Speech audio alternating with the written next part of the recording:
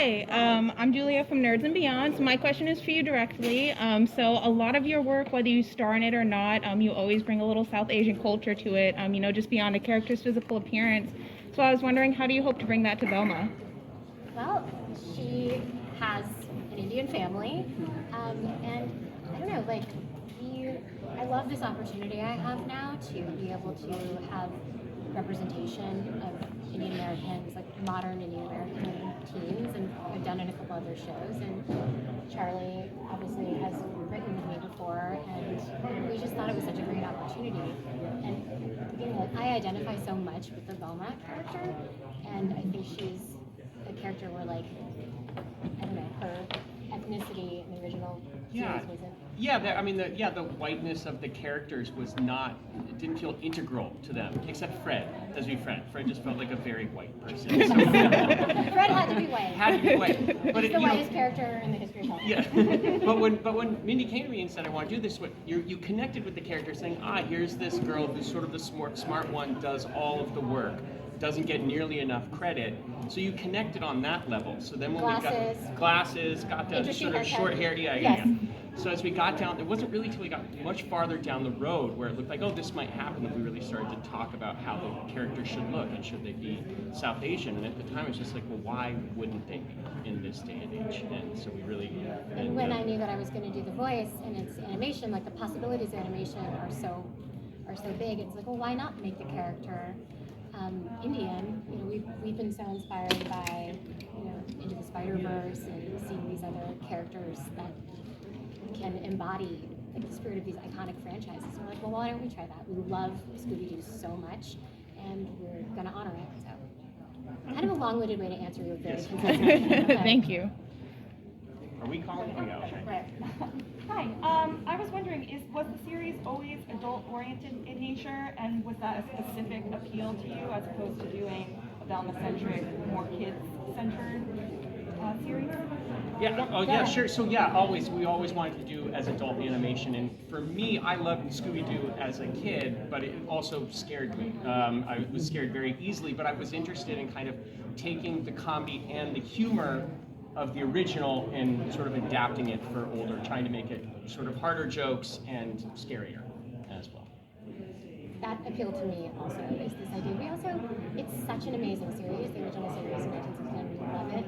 We've loved what people have done with their own versions of it in other movies, and we thought this was a really interesting, fun way to make a different choice, and it felt worth doing because it hadn't been done before.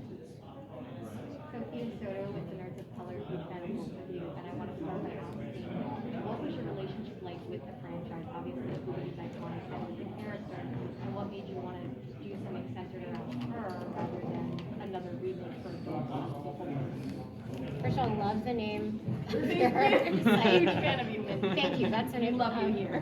Identify too much with the name of your site, and I think Charlie said this, but I just there is not a lot of obviously zero representation of Indian American girls of color, 60s, 70s, 80s, 90s animation. Not a lot. And so what I loved about that character, she's the closest to what I could see. Smart, A student, thick glasses that are always falling off, and skeptical, and she has a lot of these amazing qualities. So as a kid, watching the reruns at that point of the original Scooby-Doo, I felt like, man, I really identify with this character.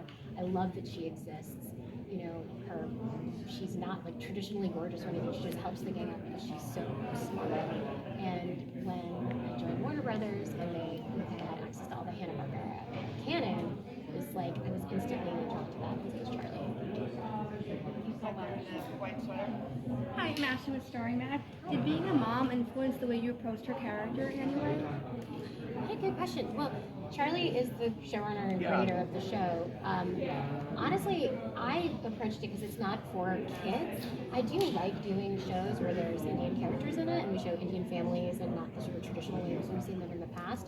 But it's not for kids, but I hope maybe when my daughter's in college. Yeah, right. Yeah. When you guys see it, you'll understand. Yeah, but I have kids, and I really did. I'm very interested in the family dynamics, and just again, because for me, the whole one of the big mysteries of Scooby-Doo, the original, is how did these four very different people come together? Like, what really drew them together, and what sort of kicked it off, and you know, how they were made by their parents. And that's such a trope in teen dramas, especially today, as sort of teens paying for the sins of their parents. And so I really wanted to kind of fold that into this series as well.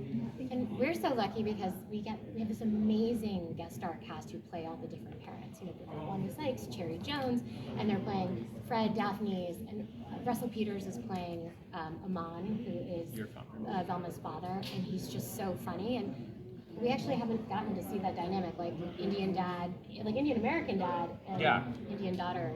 So that is just, it's really fun to show those dynamics. Just for note, that casting information is embargoed till 11 a.m. Or 2 p.m. today. So, right here. Sorry. No, it's coming out today, but just... I know. So you both have kids. I mean, even though this is more of an adult-centered show, have you shown the originals to them to get an idea of how they would react? Because kids, they are more savvy, I think, than we were about a lot of things. Yes. Did you use them sort of as a petri dish? This could work. Or what doesn't? I tried to get my kids to watch, because when we started doing this, I went back and rewatched I kind of tried to stay true to the very original Scooby-Doo, Where Are You? And so I went back and watched a bunch of those. They don't move as quickly as you remember moving. Like, for kids today, as you're saying, kids being much more savvy and sort of used to kind of doom scrolling and things changing, they're much moodier. And so I couldn't get my kids as hooked on the reference material as I would have liked, but definitely thought about them in terms of references and making the show feel modern, like these kids are modern teens. My daughter loves it. I think she loves the animation style, and so it's such beautiful work. I mean, it's from 1969, but it's still so beautiful. It does look good, yeah. The iconic colors. I mean, I think a lot of kids' animation now is they don't have different maybe priorities. I guess it's like, you know, and so my daughter absolutely loves it. She's 4, so a lot of it is over her head, and some stuff is actually scary for her. But I always tell her, like Velma, you know that, you know, you're skeptical. This isn't really like ghouls. It's always like a corrupt businessman who's like trying to get money. Yeah, but can you be scarier with this since you're going for an older audience? Well, we certainly try.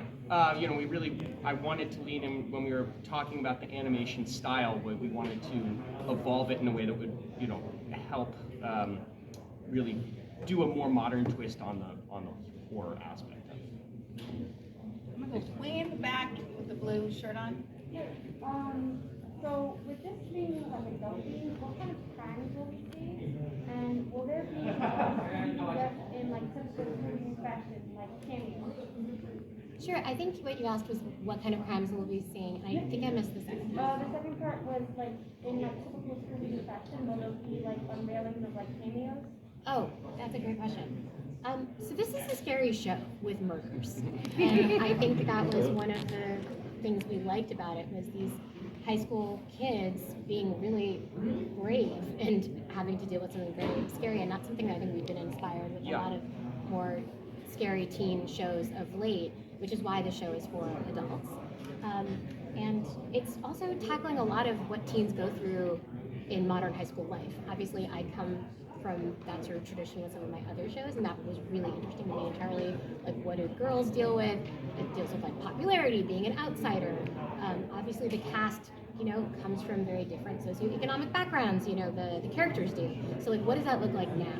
And that's something that we could kind of only tackle in an adult show, but it seemed really interesting and rich. And in terms of the crimes being a little bit more intense too, it just felt, again, another question I always had about the original was every week in the original, they are chased by, you know, seemingly monsters, but criminals. It feels like their life is in danger every single week. And yet, week in, week out, they keep doing it, and it's seemingly for free. So it was sort of like, what did they go through in high school that was so bad that kind of pushed them to want to do that? So we just, you know, we really kind of amped up the suspense and fear level of the crimes that they're investigating. With the more adult-oriented show, we see Velma has changes. With other characters, we see changes in them. From the traditional, we learn more adult things that were violent. We're going to learn like Scooby snacks or edibles or something.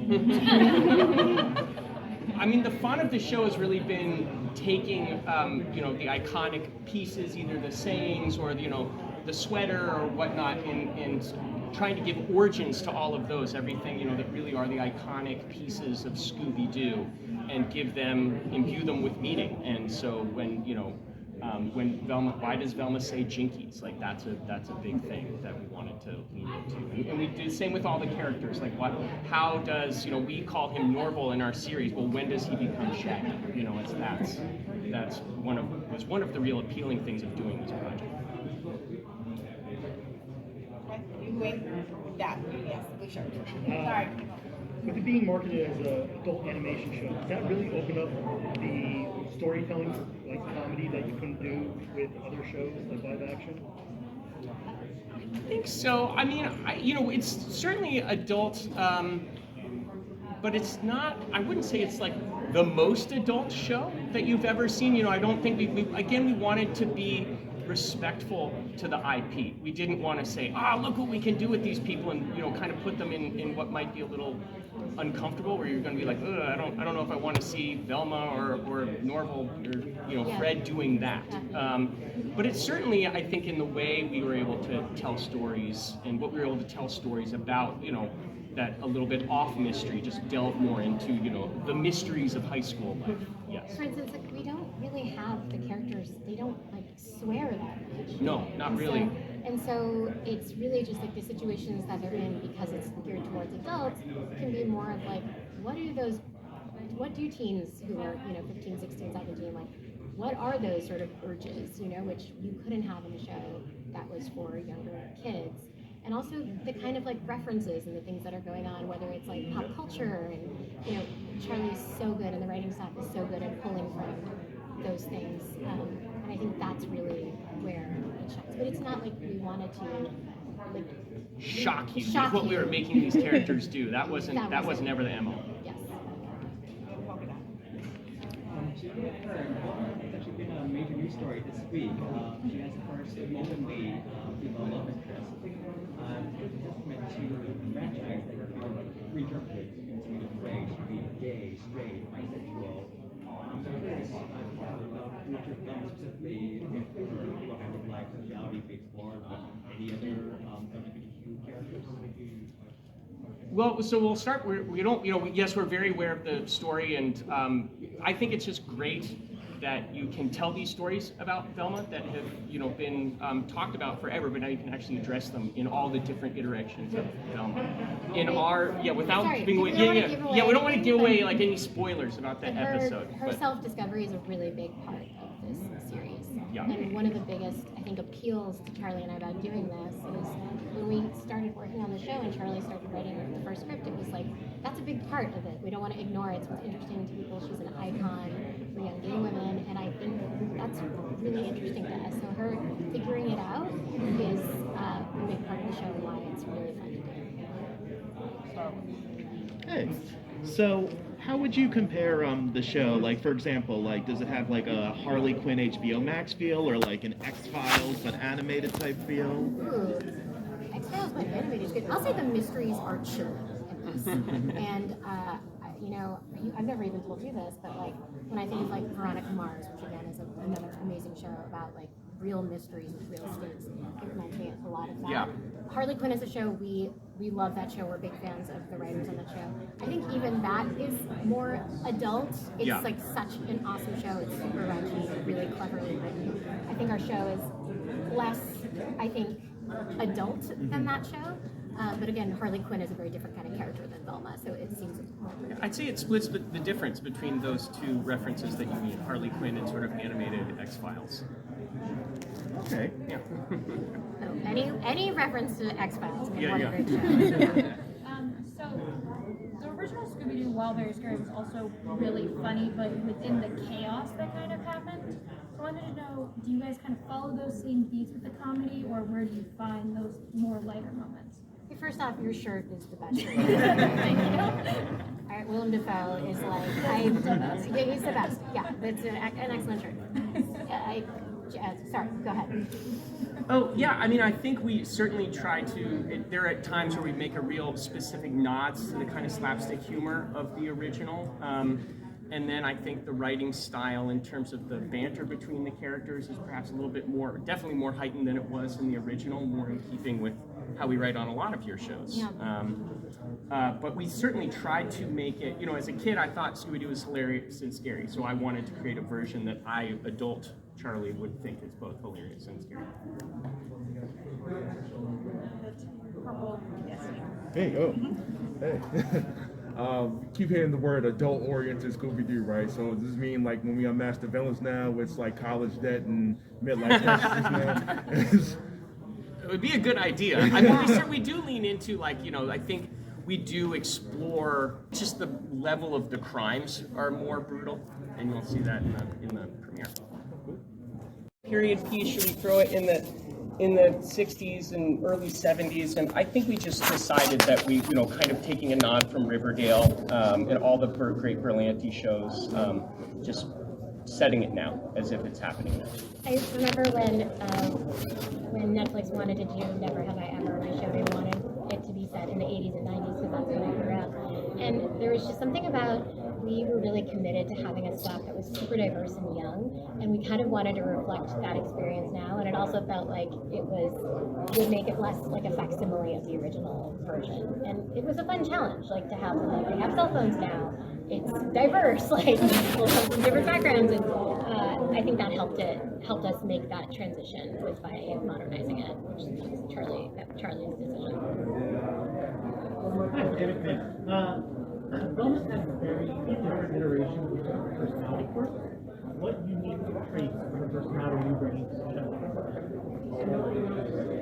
You want me to go? Yeah. Yeah.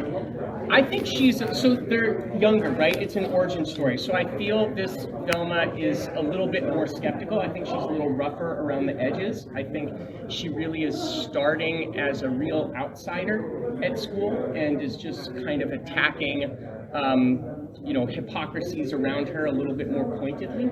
I think her home life is not great, and so she's a little bit more, I don't want to say angsty in that she's dark and brooding, but she certainly is very free-flowing with her comments and judgments about other people and what's going on. Thank you.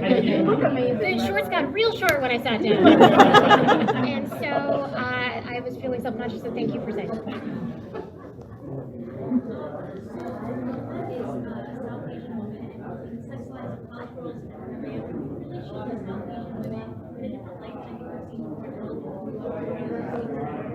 Sure. I'm going to say thank you, although I don't know a different light is necessarily possible. But thank you. I love projects that I've been able to work on. I love being able to take these characters that were on the periphery and make them front and center. I've just been so lucky that we've had partners in HBO Max that are really excited. Not everyone would necessarily look comfortable doing this, and we feel so lucky that, Warner Brothers Animation was open to this. And again, we've seen it done in other shows, so I'm psyched that we get to do it with young Indian women. Thank you.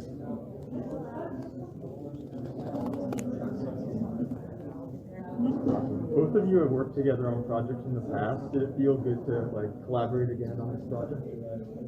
I can only speak for me. Yeah, it's great. I mean, working with Mindy, I've really worked with you since even The Office, and it's been the highlight of my career. It's just such a joy to write for Wendy, to write with Mindy, to come up with ideas, and it's incredible. It's so fun I've seen Charlie in person in the past 3 years 4 times. Yeah.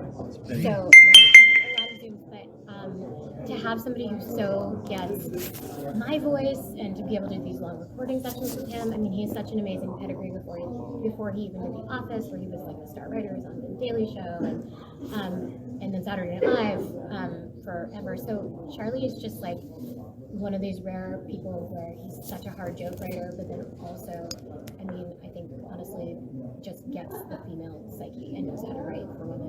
I think a lot of it's because you have a daughter and a wife and you have such great relationships with them, but it was such a dream that he was excited to do the show. So I feel so blessed. I feel so blessed, I just said. What am I saying? I feel you just got it back on track. Yeah. Mindy, how did your voice work on previous shows and films like Monsters at Work prepare you for Velma? I was honestly excited because this was the first time where I wasn't playing a creature. In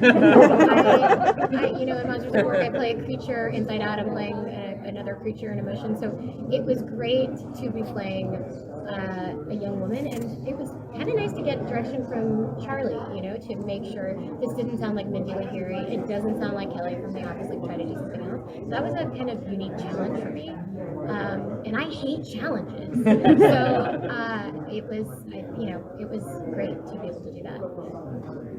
So we're gonna have one more question, then we're gonna have a photo pause. You guys can take pictures and have our photographer come up. And I have to reiterate the information that was given today. Yeah, we really fucked up. Yeah, it's on Please, me. that is nothing is confirmed.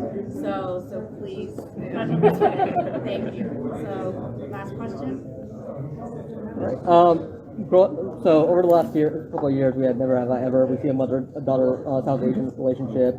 Miss Marvel in recent years with Disney, really good father and daughter relationship in that. What can we expect from Velma? I think you said Russell Peters is playing your father, so yes.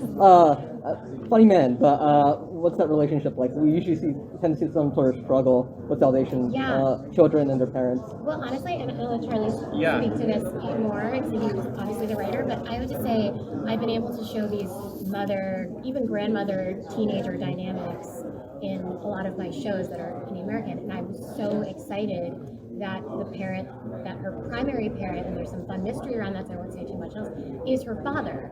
And the father doesn't have an accent. He was born and raised in the United States, and that's a dynamic I haven't seen before. And it's one of my favorite things in the show. I mean, he's such a good comedian, but I think we're now getting to the point where I'm old as hell, but there are people here, Indian Americans whose parents are Indian Americans. We wanted to reflect really what's happening now. We've seen the trope of the and it's not necessarily a trope, it's my experience, long experience, a lot of other people in the 30s of having immigrant parents and the clash between that, but we haven't seen this music, and so that's really exciting. Yeah, and it's been a lot of fun to write. I mean, what's great about Russell is he has such a light touch and he has such a great voice that he can be very gruff and stern and just kind of rolls his eyes at Velma a lot. But it comes across as sweet and endearing. It really is, and so that's a great dynamic to play. And we don't fall into this trope where he's you have to be a doctor. They're just trying to get by. They're not from a wealthy family. They're just, and it's just a unique dynamic that I'm so proud we get to tell. Thank you guys so